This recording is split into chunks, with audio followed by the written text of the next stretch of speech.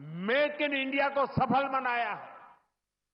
भारत का युवा लोकल के लिए वोकल हुआ है, एक जज्बा बना है।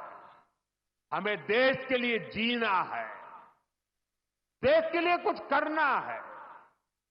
खेल के मैदान से लेकर अंतरिक्ष की ऊंचाई तक राष्ट्र निर्माण की भावना से ओतप्रोत हमारे युवा आगे बढ़ रहे हैं, आगे चलते ही जा रहे हैं। यही युवा 2047 के जब आजादी के 100 साल होंगे, विकसित भारत के लक्ष्य की ध्वजा थामे हुए है। और मुझे विश्वास है संगठन, समर्पण और सेवा की ये त्रिवेणी विकसित भारत की यात्रा को निरंतर ऊर्जा देती रहेगी, दिशा देती रहेगी।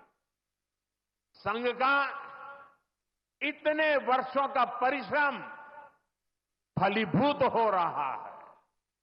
संघ की इतने वर्षों की तपस्या विकसित भारत का एक नया अध्याय लिख रही है। साथियों, जब संघ की स्थापना हुई तब भारत की हालत भी अलग थी और हालात भी अलग था। 1925 से लेकर 1947 तक वो समय संघर्ष का समय था। आजादी का बड़ा लक्ष्य देश के सामने था।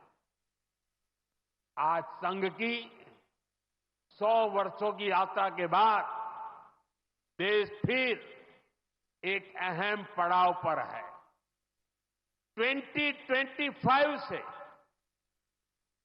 2047 तक ये महत्वपूर्ण कालखंड, इस कालखंड में एक बार फिर बड़े लक्ष्य हमारे सामने।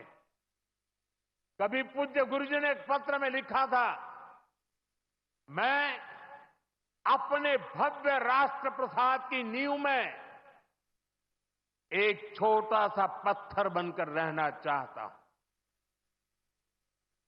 हमें सेवा के अपने संकल्प को हमेशा प्रज्वलित रखना है। हमें अपने परिश्रम को बनाए रखना है। हमें विकसित भारत के स्वप्न को साकार करना है। और जैसा मैंने अयोध्या में प्रभु श्री राम के मंदिर के नवनिर्माण पर कहा था,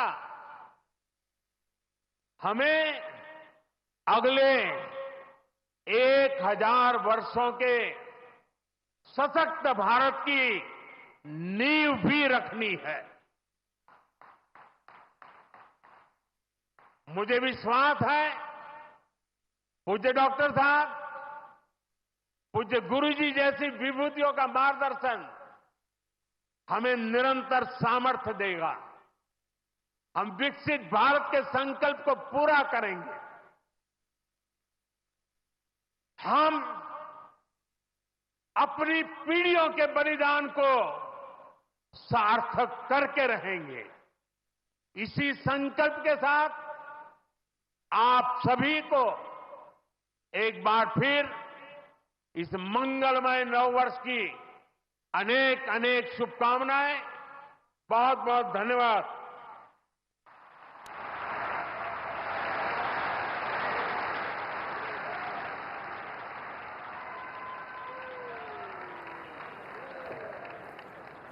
नागपुर से सीधा ये तस्वीरें आप देख रहे हैं, जहां पर प्रधानमंत्री नरेंद्र मोदी ने संबोधित करते हुए कई बड़ी बातें कही और कहा कि कैसे देश आगे बढ़ रहा है, संघ कैसे सेवा करता रहा है और कर रहा है। स्वयं सेवकों के लिए सेवा ही जीवन मंत्र है और वो वक्त वक्त पर दिखाई भी दिया है। यहाँ मंच पर प्रधानमंत्री नरेंद्र मोदी मौजूद हैं। मोहन भागवत आपको तस्वीरों में दिख रहे हैं। उन्होंने कहा, जहां सेवा कार्य वहीं पर स्वयं सेवक। संघ का अपना एक इतिहास रहा है, जिसके बारे में बात करते हुए पीएम मोदी नजर आए। यहाँ मुख्यमंत्री देवेंद्र फडणवीस भी दिख रहे हैं, नितिन गडकरी भी बैठे हुए मंच पर नजर आ रहे हैं। खास ये दौरा है नागपुर का और ख़ास तौर पर माधव नेत्रालय प्रीमियम सेंटर के शिलान्यास समारोह में पीएम मोदी पहुंचे हैं। जैसा कि अभी मोहन भागवत थोड़ी देर पहले बोल भी रहे थे कि पीएम मोदी आज क्या बोलेंगे, उसका उत्सुकता से इंतजार उन्हें भी है। तो पीएम मोदी ने अपने इस संबोधन में कई बड़ी बातें कही और ये जो नेत्रालय है जिसका शिलान्यास के लिए पीएम मोदी पहुंचे हैं, यहाँ बुजुर्गों को कैसे मुफ्त में इलाज मिल रहा है या फिर जो काम किए गए हैं जन औषधि केंद्रों के जरिए सस्ती दवाएं जो ज़रूरतमंदों तक मिल रही हैं, बाकी और कई योजनाएं, आयुष्मान भारत योजना का भी जिक्र उन्होंने किया। मुफ्त इलाज कैसे ज़रूरतमंद और गरीब परिवारों को मिल रहा है उसका भी जिक्र हुआ। शांति शांति शांति।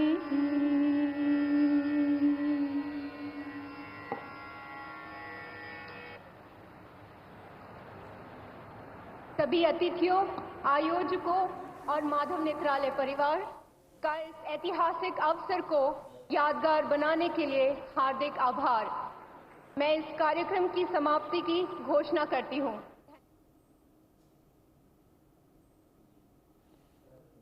और अब समाप्ति की ओर ये कार्यक्रम।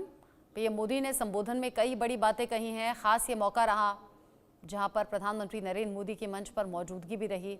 दुनिया में भारत का मान कैसे बढ़ रहा है, कैसे देश लगातार विकास के पथ पर आगे बढ़ रहा है। संबोधन में कई ऐसी बड़ी बातें और एग्जाम्पल पीएम मोदी ने दिए हैं।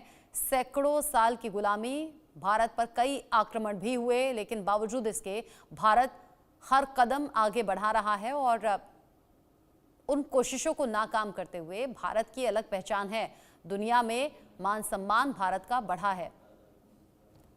पीएम मोदी ने भारत के इतिहास का भी जिक्र किया, संघ के बारे में भी कई बड़ी बातें कहीं। और अब ये कार्यक्रम चूंकि समाप्त हो चुका है, पीएम मोदी ने जो भी कार्यक्रम में मौजूद लोग रहे हाथ जोड़कर सभी का अभिवादन स्वीकार कर किया, प्रणाम किया।